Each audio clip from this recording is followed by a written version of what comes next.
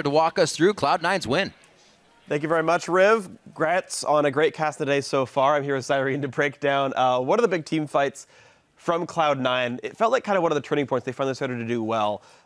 Dragon fight 33 minutes in, a very poke-based composition versus TSM wanting to team fight at sort of short range without any ways of forcing an engagement. Yeah, and this was an Incarnation, had his Luden's Echo completed. We're going to pull that up here on the telestrator and draw on it a little bit here. So when this fight started, Jat had called out that right before this, Cloud9 used 3 crucial teamfight ultimates. Yep. Thing is, the most crucial pre-fight ultimate is Kog'Maw.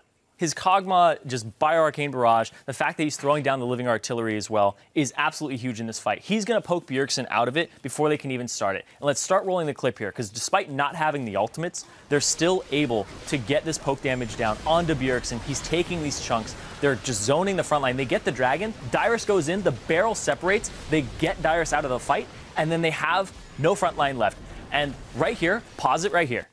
Look at this beautiful line here. It's amazing. This is absolutely gorgeous from Cloud9 because Bjergsen is right up here. Yep. He can't do anything in this fight. He still has his flash available, but he'd have to flash this wall and ulti right there. Then everybody turns on him and his team is not in position to back him up.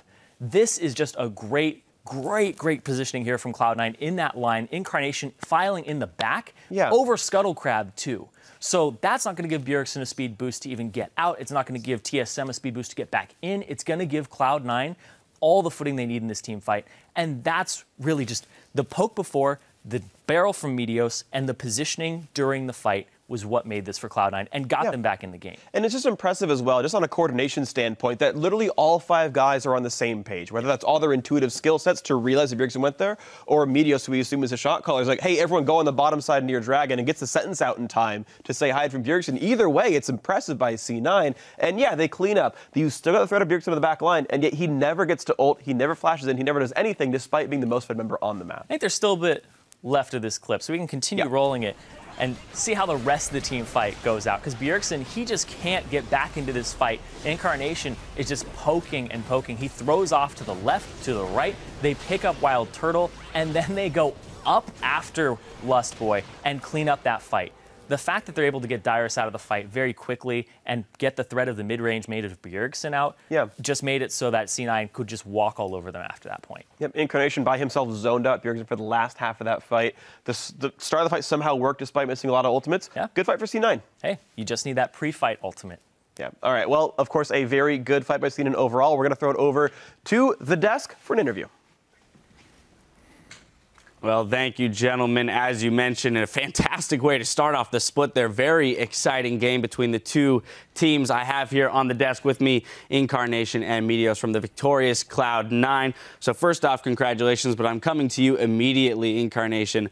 First big game on the LAN stage here in the North American LCS. You have to go up against the defending champions from the spring split, as well as the MVP in the mid lane, Bjergsen. What was the pressure and the nerves and, what was the mindset going into this game 1?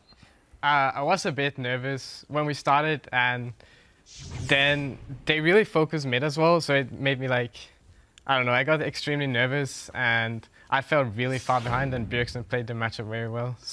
But it seemed like you guys had the right idea in that, okay, we have this late game scaling Kog'Maw. It's okay as long as we can continue to stall the game out. And so in that sense, you had this incredible support system behind you in Meteos, Balls, Lemonation, and Sneaky, where it was a lot about a rotational game, not picking fights, just waiting for you to power up. How has that been moving into this team setting as a solo queue player where you have the ability to say, I'm not doing very well right now, guys. Let's take a step back and wait till I power up? It's very different. Usually, I always had the mentality that I had to get ahead to win the game, but my team is playing really well, so I don't necessarily have to take risk or win my lane to win the game, so it's going really good. And Meteos, now over to you. One of the big questions going into today was how the team would cope with the loss of the shot caller in high. We listened into some of the comms during the game. Everything seemed very calm between you guys, even in, a bit of that deficit that was growing early. Very calm, cool, collected, and a lot of communication between the players. So how do you feel the communication, the shot calling has grown and evolved with the team so far? I think that our communication as a team is still pretty good in the sense that we all get along really well, so it's pretty easy to just do calls. But I will say that I don't think I'm highest level of shot calling at all. He was extremely good, especially when we would get behind, because when High was there leading us, it never really felt pressured when we were behind. It's just sort of we all know what to do. And so taking on that responsibility, I was feeling a bit confused when we were getting behind, and it feels bad when we're getting pressured.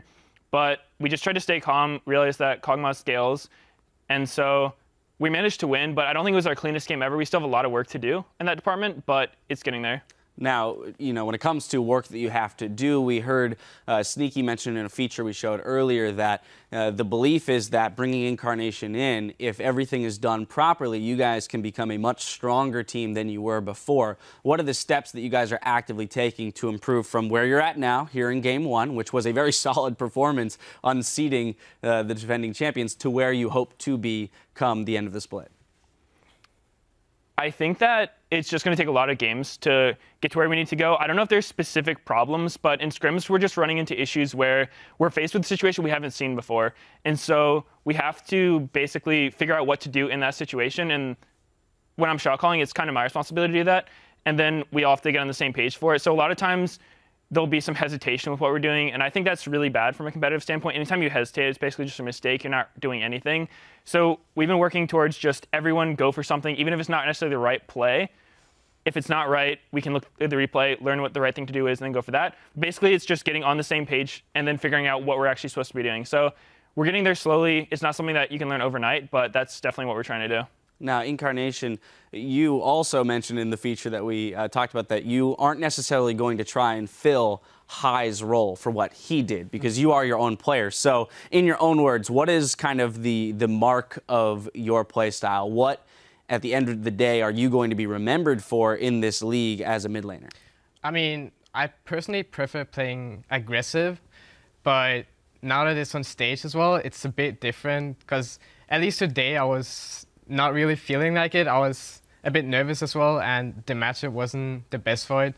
So it's hard, but personally, yeah, I prefer being the aggressive player. All right, well, ultimately, you guys started off very strong. As I mentioned, unseating number 1, you have Dignitas tomorrow, Meteos, but, more than just that match, I want to kind of source your opinion on how you think today's performance reflects Cloud9's strength currently. You mentioned it's not your cleanest showing ever, but do you feel that it was a pretty accurate showing as to where you are right now? I think it sort of showed how we were, not so much the win or loss, because that game was extremely close. I had a really bad engage at Dragon that almost lost us the game, but Balls saved it with a really nice Rumble ult. So it was one of those games that was super close, and we could have won or lost it basically any fight. And so that's kind of where we are. I'd say we're not to the point where we're having dominating performances or anything like that like we have in the past, but we're not going to just fall over every game. So I think we're doing all right now. All right, well, again, congratulations on the victory, starting the split off strong. The game did not fail to excite fans at home, I'm sure, or us here at the desk. Now, don't go anywhere. When we return, Team Dragon Knights make their LCS debut when they face off against Team Liquid. We'll be right back after this.